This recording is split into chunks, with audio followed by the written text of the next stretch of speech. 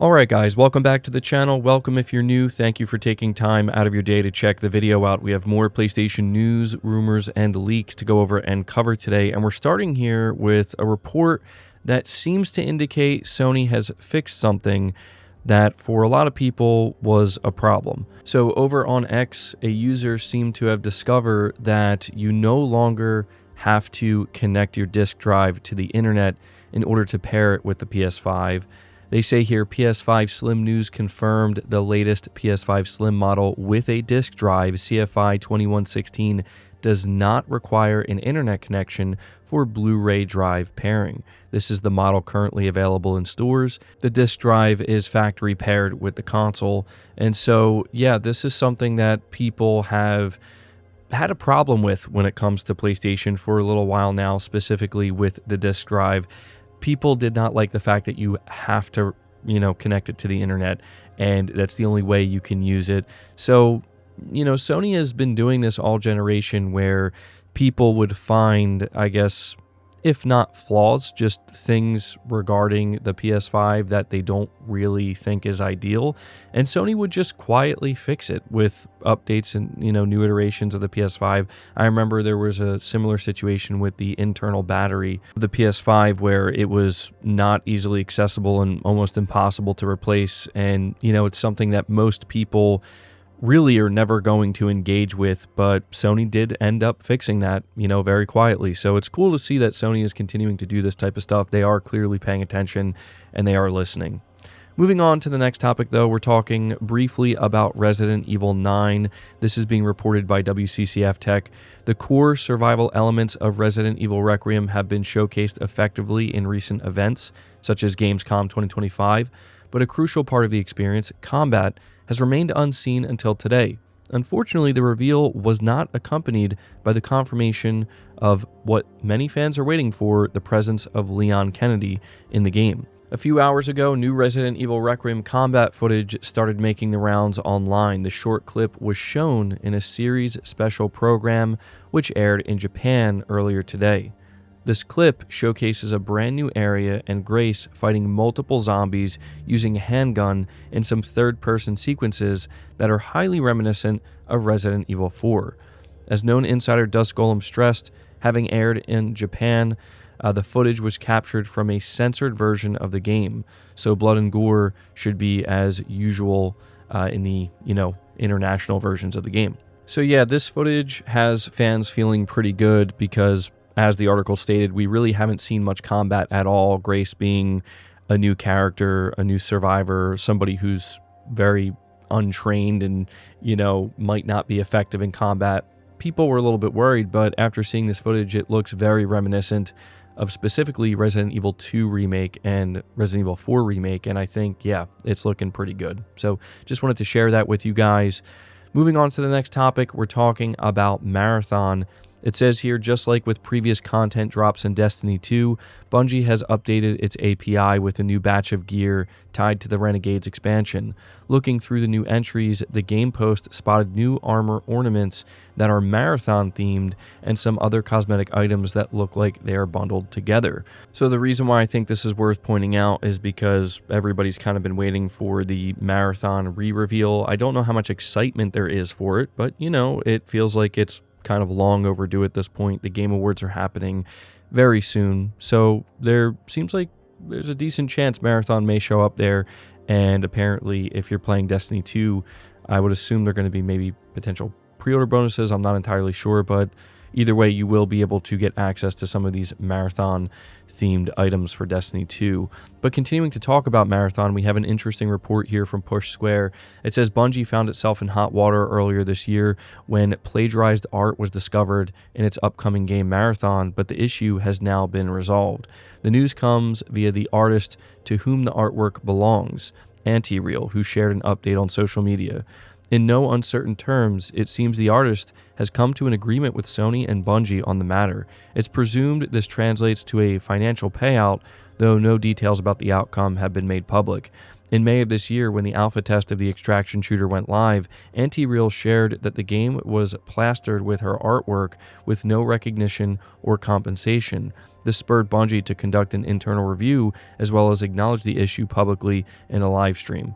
So yeah, obviously this shouldn't have happened at all, but it is at the very least nice to see that an agreement has been, found here and the issue has been, I guess, laid to rest. You do have to assume that the person was paid for, them using their artwork and taking it, and so, compensated properly. But I just figured you guys should know about that. Moving on to the next topic here, we have more insights from Alinea Analytics. And again, you have to take this with a grain of salt. These are not official numbers, but I do think it's worth going over here just because it's interesting, certainly, if these numbers are accurate, right? So they say here, Marvel's Spider-Man 2 has sold 16 million copies on PS5 and 700,000 plus copies on Steam. The Steam numbers have been softer than the first Spider-Man due to diminishing returns for PlayStation games on Steam, yet the PS5 version of Spider-Man 2 still sells between 100 and 200,000 copies per month. Spider-Man 2 is one of those evergreen titles that just keeps selling. It's a go-to complement to new PS5 consoles, and it'll have sold another 1 million this quarter when all is said and done. Now, I thought that this was definitely worth highlighting because, as I said, if there is truth to this, then it just goes to show that Sony's really not getting much out of PC these days with their single-player games. You think about how big Spider-Man 2 is. It's a title that you imagine is going to sell pretty well throughout the entirety of the generation after it releases. And Alinea Analytics seems to confirm this by saying on PS5 it's still having no problem selling 100 to 200,000 copies a month, whereas on Steam it hit 700K and then it just kind of hit a wall and stopped. So pretty interesting stuff there. You guys can make of it, what you will. Again, take it with a grain of salt. These are not official numbers. Moving on from that, though, we're talking about Helldivers 2, and it's worth reporting here that Helldivers 2, the install size on PC shrinks by 85% thanks to the help of Nixxes. This was posted by Arrowhead as well as Nixxes. And, this was a major complaint for a lot of Helldivers players, just feeling like the game took up way too much space. And so Helldivers previously took up 154 gigabytes of space on PC, but with the latest update, it now only takes up 23 gigabytes of space, which is a colossal difference, to say the least. So just wanted to let you guys know about this. I don't know how many of you guys are still playing Helldivers 2 or how many of you specifically play it on PC, but if this was a problem you were encountering, it's been fixed. And so very cool to see. I mean, Nixxes has just been, they've been all over the place, man. I feel like they've been helping pretty much every PlayStation studio or every studio that works with PlayStation. It's cool to see. Moving on to the next topic, though, we have a classic PS1 platformer that's been announced for PS5. Tomba 2, the Evil Swine Returned Special Edition, has now been confirmed for PS5 with a release date. Publisher Limited Run Games announced this one all the way back in June of last year, so it's nice to see that it hasn't somehow been forgotten. It launches in just a couple of weeks on December 15th. This is obviously a follow-up to Tomba Special Edition, which dropped for PS5 and PS4 in August of 2024. However, we should note that the PS4 version of Tomba 2's Special Edition has been canceled. Much like its enhanced predecessor, the sequel will feature modern quality of life features like the ability to save anywhere and a rewind function.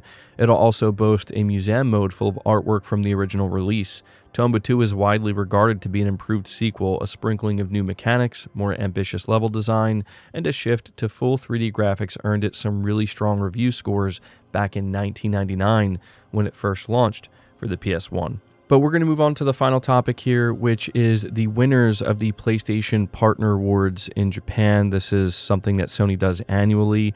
First, we're talking about the Grand Award. This recognizes Japanese and Asian games with outstanding worldwide sales between October 2024 and September 25. The winners are Dragon Ball Sparking Zero, eFootball, Marvel Rivals, Monster Hunter Wilds, and Zenless Zone Zero. Next up, the Partner Award. This recognizes Japan and Asian games, which rank among the top in global sales between October 24 and September 2025. We're looking at Elden Ring Night Rain, Metal Gear Solid Delta Snake Eater, Path of Exile 2, Silent Hill F, and Wuthering Waves. And then the Accessibility Award recognizes Japanese and Asian games which have achieved noteworthy results in the field of accessibility. Monster Hunter Wilds wins this alongside Like a Dragon, Pirate Yakuza in Hawaii. And they have the PlayStation Indie Awards, recognizes Japanese and Asian games which pay tribute to the diversity and creative endeavors of independent game creators. The winners are Ender Magnolia, Bloom in the Mist, Nine Souls, and Urban Myth Dissolution Center. Finally, the User's Choice Awards recognizes top 5 games from a panel of 30 as determined by votes of gamers in Japan and Asia. The winners are Clair Obscur Expedition 33, Dynasty Warriors Origins, Monster Hunter Wilds, Silent Hill F, and Wuthering Waves. So there you go. Just wanted to run down the annual list of winners at the PlayStation Partner Awards. But that's going to do it for the video, guys. I hope you enjoyed it. I hope you found it informative. If you did, be sure to leave it a like, subscribe to the channel if you're new, hit the bell notification icon, and feel free to share this video out on top of all that. But until next time, guys, take care.